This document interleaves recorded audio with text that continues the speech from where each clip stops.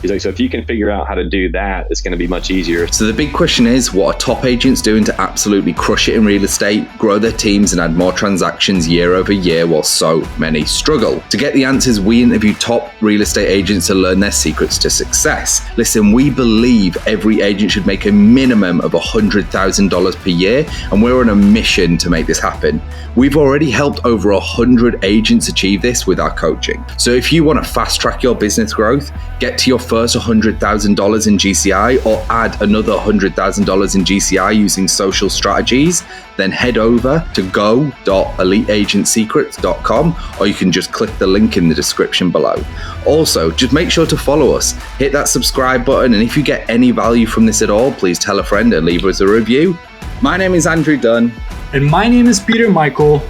Welcome to Elite Agent Secrets. You're obviously a coach yourself, you're a team lead. Like, you're coaching these guys on how to do a great job, which we touched on, right? But also, we find this a lot, that you have, again, coming back to self-awareness, that it's like, if I'm going to come better, I also need coaching. Like, I can only get to where I can get to, and there's other people that are ahead of me. It's actually a huge reason that we do what we do. So our goal is every agent should be a six-figure agent, right? That's our bare minimum, which is why all this is free, right? However, what we also tend to find, which is a byproduct we never thought of. So we will hold our hands up for everyone listening. We didn't realize that basically people like yourself, who are like massive producers, and everyone else we speak to are also huge producers. You guys learn even more from these episodes than quote unquote a normal agent, let's say, because it's like, oh my fuck, like I can see exactly how I'm going to implement this and intertwine this with exactly what I do right now. We were literally on a show earlier. The guy listened to an episode and was like, I never thought about doing this. I listened to the show last night. I wrote it down. He pulled up 3 pages. It's like, I've written down all the contacts. I'm just going to reach out and execute against this because I can fit this into my current system easy. And I didn't realize I'd been leaving this money on the table. And he's already selling hundreds, and what does he do? 430 homes he sold? Like, big guy, big producer. And he was just like, this stuff's fucking insane. It's like, the guy he learned that from is doing, hundreds of millions as well. And it's like, this stuff, it's all about being open-minded to the fact that there's people who are where you want to be, learn from them. Like, get coached by those fucking people, So without me bulldozing it, explain to us, explain to the listeners what coaching is to you, what you mean by it, how you get coached, who coaches you, who you coach. So the big thing for me is I always want to figure out where I'm going. And so when I first got into business, there were, a ton of there were probably 20, 30 agents doing decent business in our company at the time. And I really just wrote them all down on a piece of paper. And I spent probably 6 months figuring out, what do they do and can I do it? And so like one had a new construction neighborhood at the time. And I was like, okay, I don't have any builders yet, so I can't do that one yet. This one's doing this, working at Sphere really heavy. This one's doing this, working at Expired really heavy. And really kind of just broke them all down based on what I perceived that it was. One was doing heavy on the company relocation, stuff like that. So I'm like, all right, let me put all these little pieces into a pot, see if I can figure out how to get my numbers where they need to be. So then it slowly worked my way up. But then like I remember an agent, this was years ago, the top producer in our company was running around 12 million or so. And I asked him, this was like 30 year in, and he's like, oh, we're doing great. We did like 8 or 9 million. And I was like, he's like, if this person's only doing 12, I feel like we're doing great to do 8 or 9 because that was like the top bar. And I literally looked at him and I was like, well, you realize she goes on vacation 1 week out of every month, right? I was like, what if she worked that extra week? And I'd said it like, I don't have an edit button very well. And I said it not thinking I was being an asshole, but he kind of looked at me like, what, so you're saying that she only works 3/4 of the time and we should do more? And I was like, well, yeah, that's kind of what I was thinking at least. And so then at that point I realized like everybody puts an artificial bar on themselves. And so when you do that and you say, okay, this is the cap, this is the best I can ever do, you got to then branch out to your basically your MLS or your area. And so it took me, I've been now 6 agents, the number 6 years now, the number 1 agent in our market, but it took me literally 4 years to get to that. But I went out to the other ones. I was like, okay, this guy's doing this. And so there's several, last year, I think there were 7 teams that did more than me. The smallest team's got 8 agents. The largest has got like 42 agents. And so I look at those and I'm like, all right, so that's why they're doing more, but I can still continue to get my bar higher. So I started looking kind of nationwide. And that was when I heard Josh Barker out of Redding, California. I don't know if you guys know him, but he retired. I think he's kind of coming back around now. And he had gotten to the point where he was up to 350 listings taken personally. They brought on one buyer's agent. They did like 450 his last year before he went down to like bigger team and kind of company road. And so I was like, what is he doing? So I set that as like my benchmark. And I was like, all right, so he's ultra efficient on this. You also look outside of real estate. So I went to like the top mortgage company here in our town and said, what did you do when you started? And he was like 35 years into the business at that point. And he said, well, Jeff, it's simple. He's like, I was born and raised in Alaska and I moved to North Carolina and I got down here and people worked 8 to 5. And I said, what's y'all's problem? Like, we have our son is up for 16 hours there. So we have longer days. And so I just naturally worked longer than them and I worked more. And then I hired employees to take in this. And he's like, you just need to be the best physician in town. You don't need to be the nurse. You don't need to be the anesthesiologist. You don't need to be the one sewing them back up. Bring all these people around you, step in, do the 30 minutes worth of doctor work, and then step back out and move on to the next patient.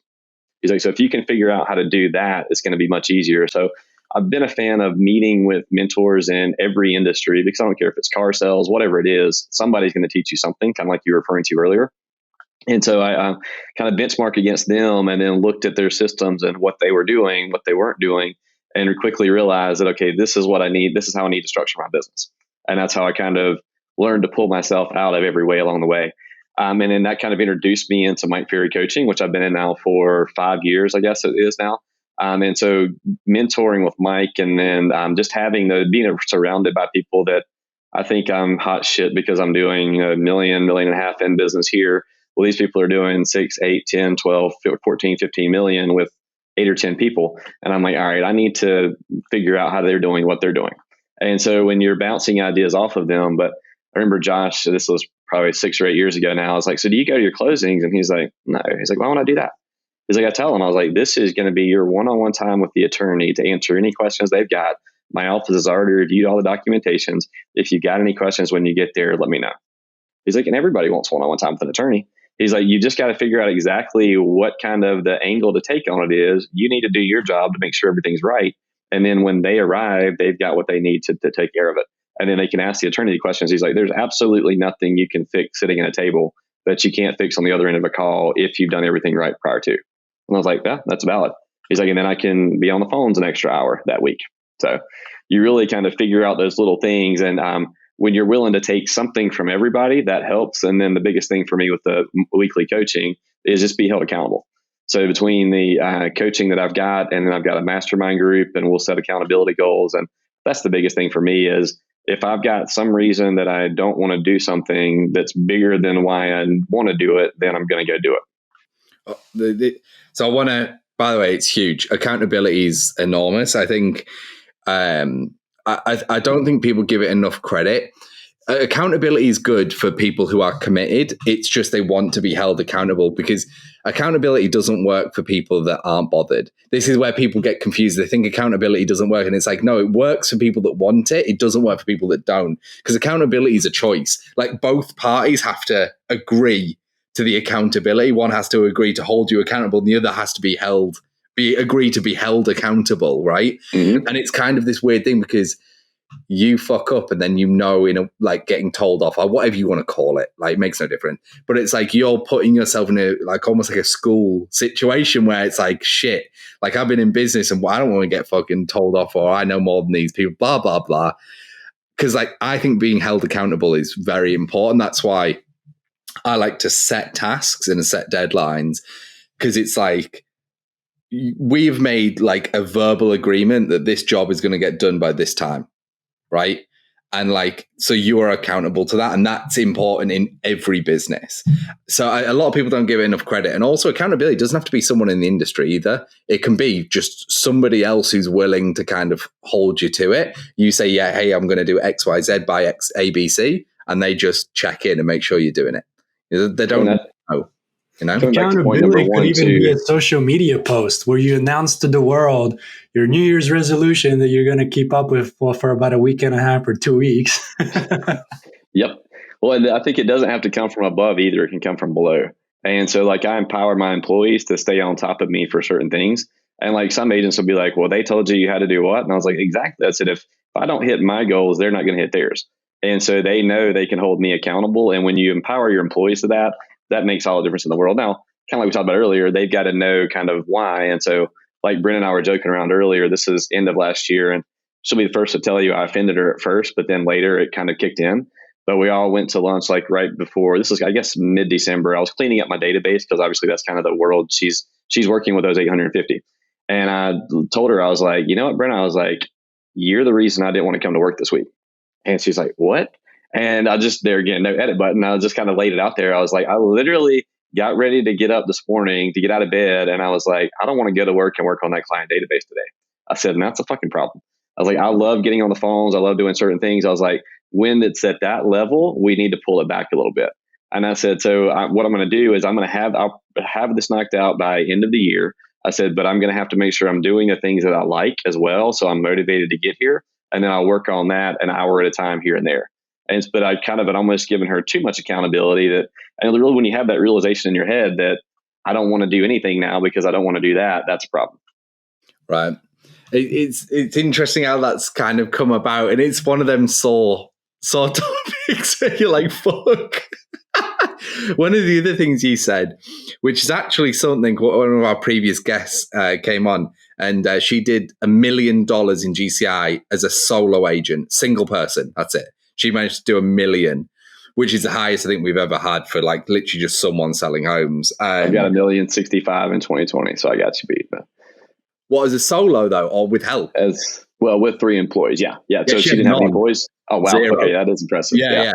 This is why she's like, this is what, because we've had, it's insane, like mental, but it kind of like, burns you out. But one of the things that she said, which the reason I'm going to say this, just to relate with you, is that she takes inspiration from other industries specifically, because she's like, real estate is so fucking far behind, like almost every other industry. We are like antiques. She's like, if you want to know how to get ahead, how to systemize, how to automate, how to scale, build leverage, she's like, don't look at real estate. Look at software. Go look at tech. Go look at all these other places. Go and learn what they're doing. And then I basically try and amalgamate that with real estate to improve process, to build process systems that help me scale, which have allowed her to do that. But she didn't take inspiration from real estate. She took it from outside industries. And that was a big proponent of her success. And it still is, So it's interesting how you have found the exact same thing. It's like, I look elsewhere. I don't just look in real estate. Like, I'm out looking to take inspiration, to take, learnings from these other people in other industries, because we all like business seems very glamorous, but we're all kind of in the same shit together. It's just painted a different color most of the time. Like, all the industries, we're all putting up with a lot of the same things, and we all need the same things to scale as well. Like, the staff is across the board. Staff is basically the biggest problem, I would say. Like, recruiting good quality talent in every industry is an issue. Like right now, even for me, like at the very moment we speak, like my biggest problem right now is really good salespeople. One of my problems, like just like people like, you find salespeople. I'm like, yeah, I can find salespeople. I can't find fucking good ones though. Like there's a difference. Right. Like, and it's like, how do you know? And it's like, well, you put them in and then you train them for a month, 2 months, and then you got to pay a salary because they're not earning commissions yet. And you're like, this is just like a nature of it, but you only learn by doing it, or learning from people like yourself, which is, again, this is what I took from that was you are absorbing from the outside world, everything not real estate, and bringing it back to real estate, which has allowed you to get to where you want to go. One of my questions, a bit off topic, we haven't discussed it, was what's your goal for 2022 in total? If you did say 120 last couple of years, what's your goal for 2022? Because we want to hold you accountable. Let me give you perspective first, because everybody thinks it's crazy. So 2020 was my fully staffed year of the 2 employees that that long had been working for me. So it was the fine old machine going in 2021. That all changed beginning of 2021. So I used that as my benchmark, which was the 128 deals and $1,065,000 in commissions. So then I pulled back in 2021, but wasn't a bad year. It was more of a reset year, and I'm perfectly fine with that. I've now got everything in place that I need ready to go. And so now going into this year, and one caveat I'll say on that is it sounds like I went down from $1,065,000 to $860,000, I think is where the year ended up in commissions. It sounds like I dropped by $200,000. is completely incorrect. And Mike Ferry kind of put this in perspective for me. Like, he said it on stage and I was like, fuck, I really suck this year. He's like, the market was up 25%. He's like, so if you didn't magically go up 25%, then you went down. And so I was like, I should have gone to 1.3 without doing anything. And so I was really off by almost 500,000. So when you look at that, and then NER is projecting a 15% increase for 2022 as well. So you kind of add those two into the mix, that would automatically have me, if I did exactly the same production as 2020, sitting around 1.6 million, 1.7 million. So now that I've got the staffing I need in place, we're going to 220 deals, 2.2 million. So you're going double. Yep. Double this year. Holy shit. But right you already have 35 pending, and this is... Yeah. I've got 380,000 in commission, I think, pending right now. And we're on the 11th day of January. I put 90-some thousand under contract since January 1. So. At the day of recording, he's already got $300,000. Everyone listening, if you aren't at that, what the fuck are you doing? I was just about to say, what? Like, I have 3 pending. That's like probably what happens for you in one day. How the fuck do you have that many pending? First of all, most agents are like, yeah, they take off. You know, after Thanksgiving until the end of the year, they probably just fuck about and do nothing because they have nothing closing in January, February. Most closings are happening the end of February or March. So what the hell did you do last quarter first of all, did you do anything last quarter that has a lot of input for your January numbers, or what are you doing to make your January numbers like this? So first off, I would like to send a really big thanks to all those agents you're talking about, because that's exactly how I do what I do. And the market drops about 10%, but about 40% of the agents stop working. And so when the gap increases that much, it's not that the market tanked, it's that they stopped working. So I just go around and sweep up all their bullshit and then put them all together as a deal. And then here we are running full force. So everything's a 90-day curve. That's exactly what I did. All these agents fucked off. And I was like, here you go, Mr. Buyer. Here you go, Mr. Buyer. I got you. all you got to do. And it really, everything's a 90-day curve. So like, you never look at today's production and say, this is what I'm doing. But I literally, it was honestly getting everybody where I needed them to be. Because I had to get Ashley up to speed, had to get Brent up to speed, and still getting Hannah up to speed. But literally, I would say around August, September is when the machine started rolling full force. And then I realized the only thing I needed was not to answer inbound calls. And so I brought Hannah on, and that was beginning to middle of November. And so now I'm even kind of ready to go even more going into 2022. But getting the right people in the right seats, coming back to the trust game we talked about. I've always said, if there's one part of your job you fear, then you're not going to do the step before. So like, if I don't think I can hand Ashley a file and it get fully in the MLS correctly and get the closing correctly, I'm not going to hand her an extra file. And so now I don't want to prospect. So now I don't want to go on that appointment. So like, it really kind of all works its way back. Once you trust your systems 100% in place, that you can literally just make phone calls, go on appointments, hand her a file and forget about it, then you can do whatever you want to do. And so that's why it's going to be, like I said, for me to do 220 deals is list 220 houses, which is about it's 18.3 per month, $183,333 in commission, if I had to guess. But you got to know your numbers, and you got to know exactly, roughly, yes. But you got to know what those numbers are, and you've literally got to set them where they need to be. But I will say this was because Mike's heavy on the doing units. And so like, I've always focused on units up until 2020, and I shifted it to dollar amount. And he's like, well, the reason I tell you guys that is because of the bigger cities where people get complacent. He's like, you'll get agents in, LA, New York, where they'll do 10 deals, but they'll make a $300,000 paycheck a piece. Well, what were they doing the rest of that time? Because I can do 10 deals in 2 weeks. And so like, from a complacency point of view, that sets in. So you've got to focus on the units, but you've also, if you focus on getting into a higher dollar price tag, keeping more commission on the list side, whatever you've got to do based on the market that works to make things work for you and your systems, then at that point, get everything in place to get to where you need to be, and it works. There's this book, and I believe it's a true story. And the irony of this is I can't remember the book's name. I don't think it's the Billionaire Effect. There is a book. I really wish I could remember it. And it actually talks about a real estate agent in it, which is why I'm bringing this up. And I believe his name in it is John Lennon, like one of the members of the Beatles. So he's kind of got this famous name, and he sells condos in Miami, actually. And I think the average list price is like over $1 million, like 1 to 2 million, and their quota, as the story goes, the quota in the office was, I think, 1 a month, or was it 10 a year, something like that. And if you were doing that, you were the top agent, basically. And this guy kind of came in from another state, I want to say it was something like Arkansas, where they were just selling, cheaper properties, moving volume. And he came in and he started doing a deal every couple of days, this cat, selling these penthouses, these suites.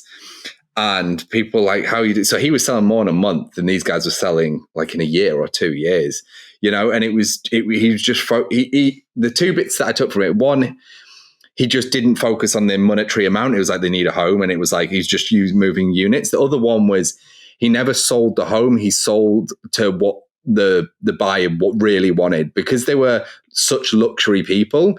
It was usually not their main home for a start. So like, and as this story goes, it was, this guy was a big car guy. So he sold him the penthouse with like the multi-car garage in the basement, but it was its own separate kind of garage that came with this particular flat. So what did he do? He showed him the garage, be like, oh, your cars can go here. And the penthouse or whatever it was didn't mean really shit to the guy. Like, so the woman was huge into fashion and clothes. So he showed her the one with the biggest, most extravagant walk-in wardrobe in the whole place. And they're buying them. And he's like, you sell what they want, what their real desire is. Because listen, you're going to buy a penthouse in Miami, it's probably not your only home. Let's be honest. Right. If you're at that price point. And it's also about, he was just moving units because he didn't know anything different. He was there and he was just doing the work because no one told him you couldn't do that. And this is a big thing that I really harp on about. It's people get limiting beliefs by listening to the market. This is why I don't listen to the news. I don't do anything. And I've got like a true story about me when I got fit and losing weight. I want to say this before we move on to the third topic. I promise there's a story here was that no one ever told me. Basically, I was ignorant. And I was like, well, I want to get fitter, right? So I was like, well, what do you do? Well, people say you need to eat less and you work out more, right? So I was like, okay, well, I'll just start eating like chicken and loads less food, and I'll just start going to the gym every day. And I just did no research into anything. Basically, I was like, I'm going to take these foundations. Unfortunately, Andrew never made it to the gym. So I started eating 1,500 calories a day, and I started going to the gym 6 days a week. And then 9 months later, I'd gone from being a bit of a chunk to basically having a six pack in 9 months. And I'd never trained before in my life. A lot of people have like muscle memory. And then people were asking me, they're like, "How are you doing it?" And I was like, "Well, I eat like 1,000, 1,500 calories a day, and I go to the gym every day. That's how I do it." And then it was always like, "Well, you can't do that." Because you've got to take the protein, your muscles have got to rest, you've got to do this, you've got to do that. Like, you can't do that. And I'm like, motherfucker, I've just done it for 9 months. What are you talking about? Because they just bought into all these limiting beliefs from other people saying you can't do this shit. Because you're choosing to like suck on that, nipple of like bullshit, limiting beliefs. And it's like, you can do whatever the fuck you want. Like, so when I go into a business, I never ask what everyone else has done in the industry. I just plan out how I think I'm going to execute against it. And then if that shit doesn't work, okay, I'll revisit it. Most of the time it works because I don't have the same mindset around it. It's why a lot of successful business people, when they go into a new industry, outperform historically the best businesses in that place because they don't have the same jaded perspective on the market. They come in with this whole new philosophy and input. So love it. I know this is a bit of a tangent. I gave a couple of stories our listeners have probably switched off. Oh, and by the way, if you're interested in gaining access to our course and coaching programs, then head over to go.eliteagentsecrets.com.